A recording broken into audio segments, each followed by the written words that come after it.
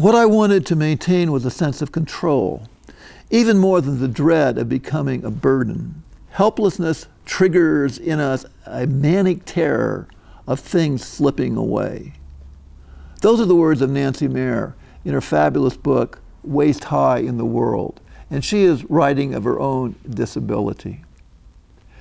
This segment talks about when someone in your family is beginning to lose it.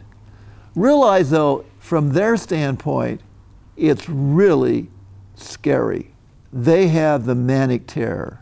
And many of us, for a whole lot of reasons, never address that. We talk about baseball or we talk about the weather, but we never talk about the manic terror.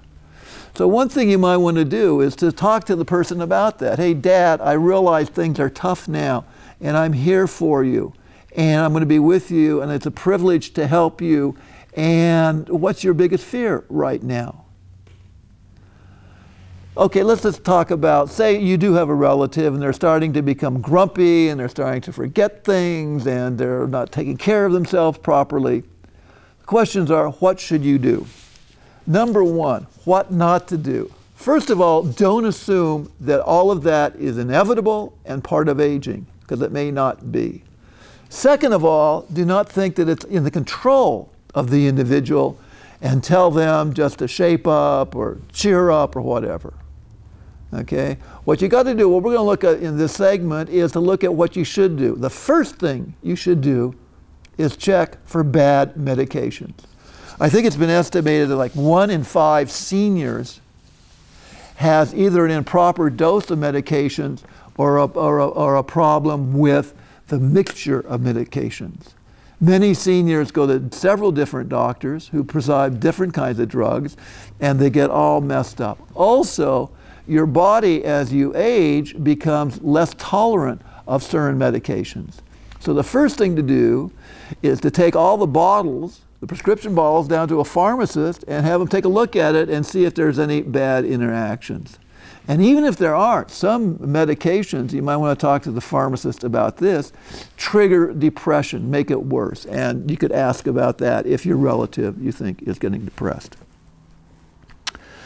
Second of all, you might want to check for hearing loss. A lot of us probably should have been listening to Sinatra rather than the Rolling Stones.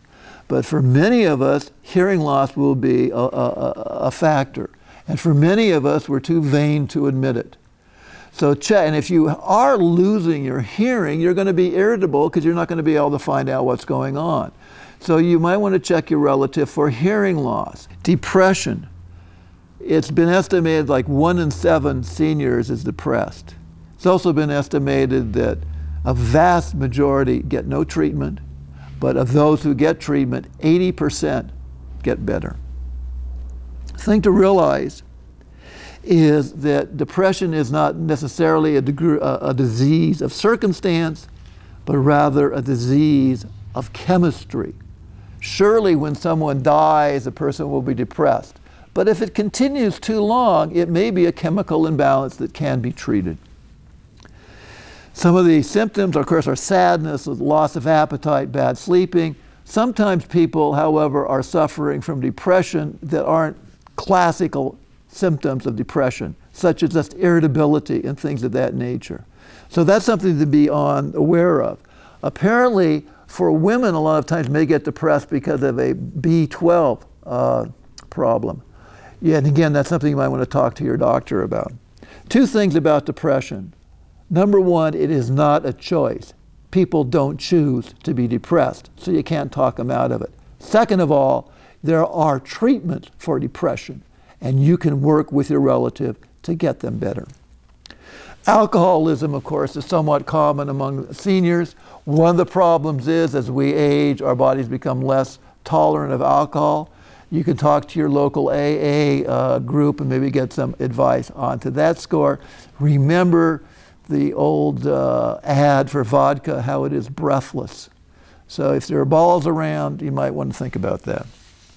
Memory loss is something that we all fear, and all of us are going to have some memory loss.